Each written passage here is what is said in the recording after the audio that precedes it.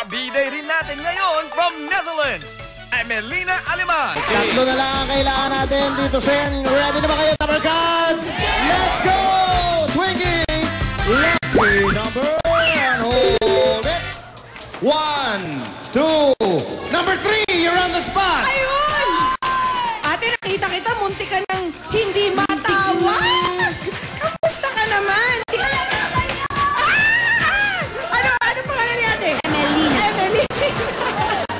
Saan po tayong bansa galing? Netherlands po. Uy! Netherlands. Malamig ba sa Netherlands? Malamig na malamig. Wow! Ano ba trabaho ninyo doon, ate? Babysitter po. Babysitter. Oh, nakita ko nga yung picture mo. Yun ba yung inaalagaan mo hanggang ngayon? Isa sa inaalagaan. Ah, marami! Ano naman iba pa? Iba. Pag lumaki na siyempre, hindi na. Oh, syempre naman. Move on na tayong lahat. Alam mo, akala ko, anak niya, yung hawak niya dun sa picture. Si Netherlands. Guwapo, di ba?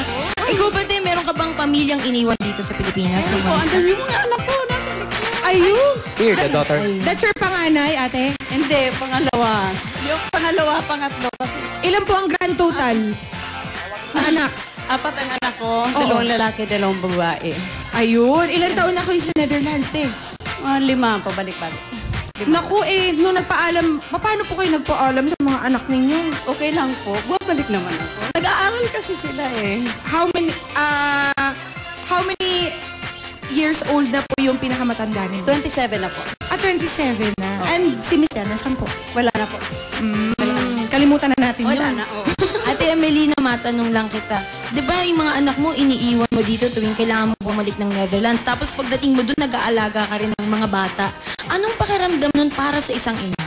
Parang okay lang kasi malalaki na yung anak ko nung iniwanan ko eh. 20 years old na yung bunso ko ngayon. Kaya okay lang, parang apo ko na. Parang apo mo, yung mga inaalagaan mo sa Netherlands.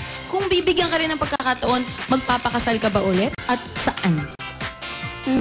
Ewan ko, siguro sa Netherlands na. Ay, no. Ibang klase yung uuwi ni ate. Oo. Napasalubong. Pero may puti naman. Kailan ang balik ninyo, ate? Hindi ko alam.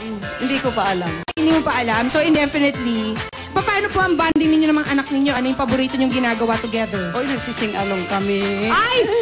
Ano pwede ba? Ano ba paboritong pyesa ninyo? Baka pwede kayo mag-duet. Greatest love of all. Oh, pwede ba natin marinig yung kakarimpot lang na sample? Juwit mo, anak. Oh, Sige nga.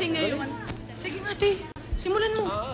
I believe the children are our future. Teach them well and let them lead the way. Show them all the beautiful sense inside.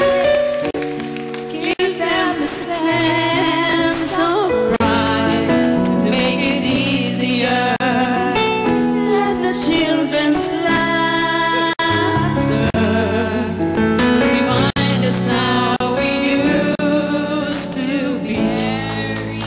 Ate, before you leave for Netherlands, anong mensahe mo sa iyong mga anak? Magtapos ng pag-aral yung bunso ko. Yung anak ko, good luck. Gusto niya mag-abroad. Gusto niya magtrabaho sa abroad din. Ayun. At saka yung anak ko rin, magtratrabaho rin. Very good, ha? Gagaling nyo kumanta. Good luck, ate, ha? Galingan mo rin ang Meantime, magsagot. Happy Balikbayan Day, kaya ito, pakinggan mo mabuti. Saang lalawigan, ginaganap ang Ati-Atihan Festival at kung saan mo makikita ang Boracay. Sa Iloilo.